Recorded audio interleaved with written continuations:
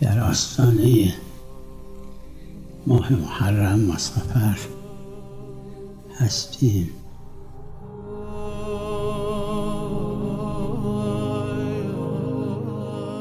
با امید اینکه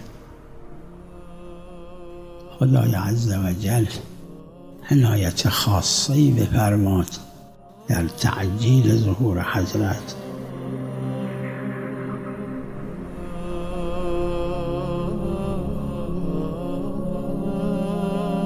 کو متوکلا، کو بنی مروان، کو بنی امیه، کو بنی العباس.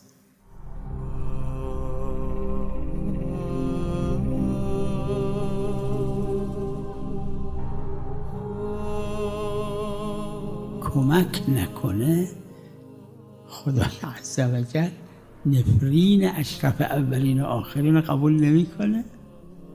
وقت دعای این آدم رو قبول میکنه. این خذلان کرده امام حسین، هر کسی در حد خودش.